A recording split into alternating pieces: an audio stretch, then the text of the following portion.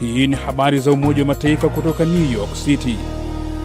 Tuliokuandalia hii leo kutoka Umoja wa Mataifa. Mwanaharakati wa haki za wanawake Kongo DRC na mwanzilishi wa shirika linalofahamika kwa jina Sauti ya Mama Mkongomani afunguka kuhusu kuanzisha shirika hilo. Kwa sababu tuliona ya kuwa inaomba wanawake waseme kwanza neno moja, walingane na waungane na waseme neno moja kufatana na vita ambayo inakuwa kwetu. Na tuliona tena kupitia Sauti ya Mama Mkongomani tunaweza tukapaza sauti ya wanawake mbali zaidi. Karibu tuwe sote katika mada hii maalumu kwa kina kuhusu kupigania haki za wanawake nchini DRC. Ni Jumanne ya tarehe 17 ya mwezi Machi mwaka 2026. Mwenyeji wako ni mimi Arnold Kayanda kutoka hapa New York, Marekani. Kabla ya kukuletea mada kwa kina, kwanza ni muhtasari wa habari ukiwasilishwa na Lea Mushi. Karibu Lea. Asante Arnold. Tunaanza na vita inayoendelea huko Mashariki ya Kati, ambayo hii leo ni siku ya 17 tangu Marekani na Israel kuishambulia Iran na Iran kujibu mashambulizi, na sasa vita hiyo imeathiri ukanda mzima wa Mashariki ya Kati. Mashirika ya Umoja wa Mataifa yanaeleza kuwa idadi ya wakimbizi wa ndani inazidi kuongezeka.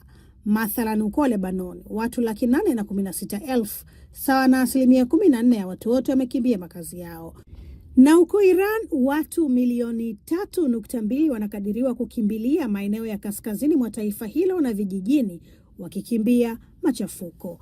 Namba ya dharura ya msaada ya shirika la Umoja wa Mataifa la kuhudumia wakimbizi UNHCR inapokea zaidi ya simu 1,000 kwa siku za watu wakiomba msaada. Shirika la Umoja wa Mataifa la Mpango wa Chakula Duniani WFP limeonya kuwa njaa duniani inaweza kufikia viwango vya juu mwaka huu iwapo mzozo wa Mashariki ya Kati utaendelea na bei ya mafuta itabaki kuwa juu. Akizungumza na waandishi wa habari jijini Geneva, Uswizi, naibu mkurugenzi mtendaji wa WFP Karl Skau amesema The spike in global food ongezeko la gharama za chakula na mafuta duniani zinaweza kuacha mamilioni ya familia zikiwa nje ya uwezo wa kununua vyakula, hasa katika nchi zinazotegemea uagizaji bidhaa kama vile Afrika, kusini mwa jangwa la Sahara na Asia. Kwa hakika, uchambuzi wetu unakadiria kwamba kama mzozo wa Mashariki ya Kati utaendelea hadi mwezi Juni, watu zaidi ya milioni 45 wanaweza kuingizwa kwenye njaa kali kutokana na bei kuwa juu, na hii itaweka rekodi ya juu ya njaa duniani kote. Na haya ni matarajio mabaya. And it's a terrible prospect. Na hapa makao makuu ya Umoja wa Mataifa hii leo, moja ya matukio ya kando ya mkutano wa 70 wa Kamisheni ya Hali ya Wanawake Duniani CSW70 ni kushughulikia vikwazo vya haki ya kijinsia kupitia mfumo wa mahakama ya mtandao nchini Tanzania kwa lengo la kufanikisha haki kwa wanawake na wasichana. Bake Sehel, ambaye ni jaji wa mahakama ya rufani nchini Tanzania, anasema mashinani mfumo unatumia simu zisizo janja, na akisema mobile app ni app ya kwenye simu. Mtandao upo kwenye mahakama zetu zote, lakini nafahamu kwamba kuna baadhi ya maeneo mtandao haupo. Hata kama sehemu hizo hakuna mtandao, lakini mahakama imeweka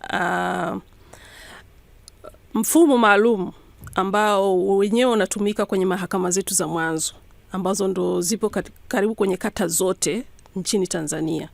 Kwenye zile mahakama za mwanzo tunaita mobile app.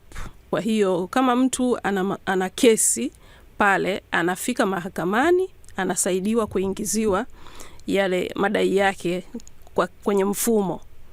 Mwisho wa muktasari wa habari. Kwako Arnold. Asante sana Lea Mushi kwa kutuletea muktasari wa habari. Punde tutajikita na mada kwa kina maalumu ikimulika mchango wa shirika lisilo la kiserikali la Sauti ya Mama Mkongomani nchini DRC katika kupigania haki za wanawake. Salia papo hapo tafadhali. Kutoka New York, Sauti ya from the United Nations.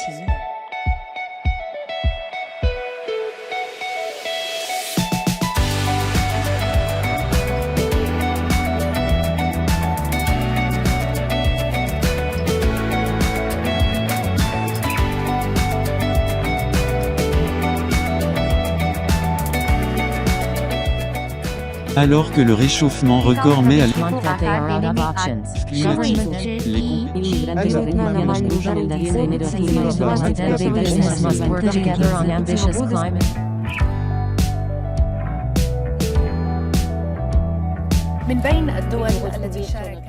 Ni habari za Umoja Mataifa kutoka hapa Marekani kupitia katika chaneli yetu ya YouTube Habari za UN na pia katika televisheni wa shirika. Unaweza kutembelea wavuti wetu news.un.org/sw kwa taarifa na makala.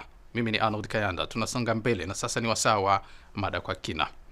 Tunarejea hapa makao makuu ya Umoja Mataifa kwenye kikao cha 70 cha kamisheni ya hali ya wanawake duniani CSW70. Leo Flora Nducha wa idhaa hii anazungumza na mmoja wa shirika, Nelly Mbangu Lumbulumbu, mwanasheria na mwanaharakati wa haki za binadamu kutoka Jamhuri ya Kidemokrasia Kongo DRC, ambaye ni mwanzilishi na mkurugenzi wa shirika lisilo la kiserikali la Sauti ya Mama Mkongomani lililoanzishwa mwaka 2008. Anaanza kwa kumweleza kwa nini alianzisha shirika hilo. Kwa sababu tuliona ya kuwa inaomba wanawake waseme kwanza neno moja, walingane na waungane na waseme neno moja kufatana na vita ambayo inakuwa kwetu. Na tuliona tena kupitia Sauti ya Mama Mkongomani tunaweza tukapaza sauti ya wanawake mbali zaidi. Wakati tukakuwa pamoja tutakuwa na nguvu, na ile nguvu itatuma tunaweza kusema neno moja na kuweza kuambia hata ulimwengu nzima shida ambayo inakuwa ya wanawake wa Kongo kulingana na vita hata na mambo mengine ambao wanapitia ndani. Sasa wewe uko na hili shirika ambalo sio la kiserikali, Sauti ya Mama Mkongomani. Nini kikubwa ambacho shirika lako inakifanya kuweza kuwapa sauti hao wamama wa Kongomani? Ya kwanza tunawafundisha wamama mambo mengi ya upatanishi na kuangalia namna gani kuweza kuwapatia uwezo wa kuweza kufanya makazi mbalimbali ama ya utetezi zaidi, kupiganisha ujeuri na ubakaji, kuona namna gani wanaweza kujitetea wenyewe. Na baada ya pale tunawapatia tena ile uwezo wa kuweza kuenda hata mbele ya mahakama, na ni kusema tunawasindikiza namna gani wanaweza kupata sheria kulingana na shida ambao wamepata.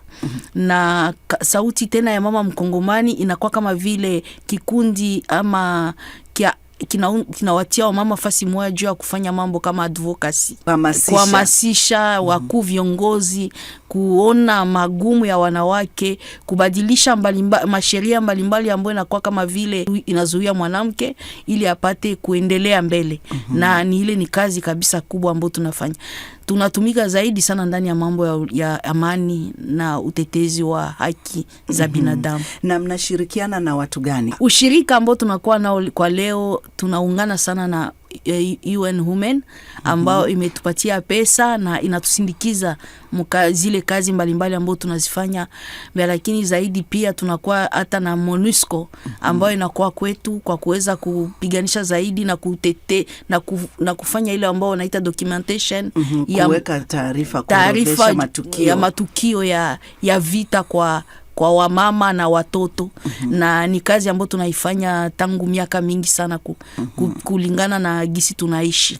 Umesema shirika lilianza tangu mwaka 2008, ni miaka mingi kama ulivyosema. Nini changamoto kubwa ambayo mnaipata katika kuhakikisha kwamba hizi haki za wanawake unazowapigania, hasa ukizingatia kwamba ile eneo la mashariki mwa Kongo kuna vita? Unajua shida ambayo tunakuwa nayo zaidi ni kuona tunawaambia wamama, tunawafunza, lakini utaona wamejua na wanapata elimu, lakini kunakuwa wakati mwingine wakati wakaanza tu kusema wajikaze kwa kutoka kwa ile shida, vita naanza. Ni kusema vita vinakuwa kama vile vinazuia mwanamke kuendelea kwetu, na ni vita na wafunga zaidi wanawake zaidi kwetu juu wasipate kuweza kujitetea wenyewe. Kwa mfano, kwa hiyo wakati kunakuwa wamama wengi ambao wanakuwa ndani ya mji wa Goma ambao ni watetezi wa haki wa binadamu. Hata mavikundi mbalimbali ambao tuliviunda juu kusema wajipiganie wenyewe na wajitetee, lakini Kwa hiyo wakati wamekuwa sawa vile wamezingatiwa, na wakati umezingatiwa uwezi weza tena kusema ujisemee mwenyewe. Inaomba kuna kwa wengine sasa wa kukusemea. Tunaona kama vile haki zao hata ya kuweza kujisemea, hata haki yao ya kuweza kupiganisha ujeuri na ubakaji imekuwa kama vile imerudi nyuma. Kwa sababu walikuwa wakiendelea, lakini kwa leo wanarudi nyuma. Na wengine na kwa kama vile serikali inapaswa kuwasaidia, inaonekana kuwa inakuwa na changamoto, ni kusema haiangalie fasi yote. Kwa sababu kuna kwa mafasi ambao inchi haiko tena, na ni watu wengine wanakuja ambao wanatia sheria yao na wakionyesha kuwa wao wanapaswa kuvuma nafasi zile, na wamama wanakuwa kama vile wamebakwa kiolela ndani ya vita na hakuna wa kuweza kuwasemea. Na ile kabisa ni vitu ambavyo vinaonekana kuwa vimetutesa zaidi. Wewe ni mwanasheria. Sasa kwa upande wa sheria, hao wanawake mfano waliobakwa ambao wengine wameumia kwenye vita, mnawasaidiaje katika shirika lenu ili wapate haki zao sasa labda mahakamani? Kwa sasa tunakuwa tukifanya utafiti kama vile, na hata na wakuu viongozi tunawapatia habari mbalimbali, hata MONUSCO ambao tunatumika nayo. Na hata juzi kama vile mbele nifike hapa, kulikuwa kikao ambao tulikuwa pamoja na watu wa MONUSCO na wengine kwa kuweza kuzungumzia juu ya ile ambao tunaita kumkamata mwanamke kwa kama vile mtumwa. Wanawake wengi walio wanakuwa kama vile watumwa, na kuna kwa watoto wengi wanazaliwa ndani ya ile hali ya kusema mwanamke amebebwa na wale ambao wanazingatia mahali, na kisha amejikutana kuwa na watoto. Ile ni mahali ambao tunakuwa tukiona kila siku.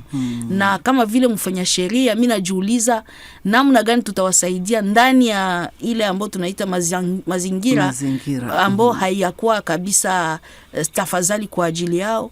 Lakini tunaendelea tu na kufanya ile ya tunaita documentation, tunafanya orodhesha na kukamata na kutuma hata kwa CPI, Cour Penal International, kwenye mahakama ya kimataifa kwa kuweza kufuatilia na tuone kama wale ambao wanafanya vile weza kuadhibiwa vikali baada ya vita.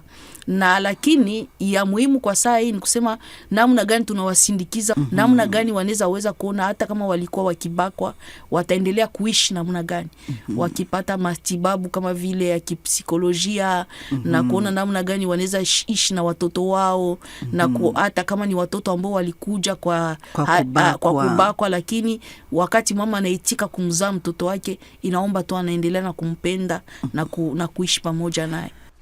Shukrani sana Flora Nducha kwa mahojiano hayo, na kila laheri Nelly Mbangu kwa jitihada hizo za kupigania na kusongesha haki za wanawake DRC. Nami nakunja jamvi leo, lakini tukutane tena Alhamis kwa jarida lingine la video, na kwa upande wa kipindi cha radio ni kila siku. Kwa hivyo kesho Jumatano utapata habari za Umoja Mataifa. Hata hivyo kwa sasa unaweza kutazama habari na video nyingine kwenye channel yetu ya YouTube Habari za UN, na katika ukurasa wetu wa X jina ni hilo Habari za UN. Kumbuka pia kupakua app yetu ya Habari za UN katika Play Store na App Store. Kwa niaba ya wote walioshiriki kukuletea jarida hili, mimi ni Arnold Kayanda na kutakia amani na kwaheri kutoka New York, Marekani.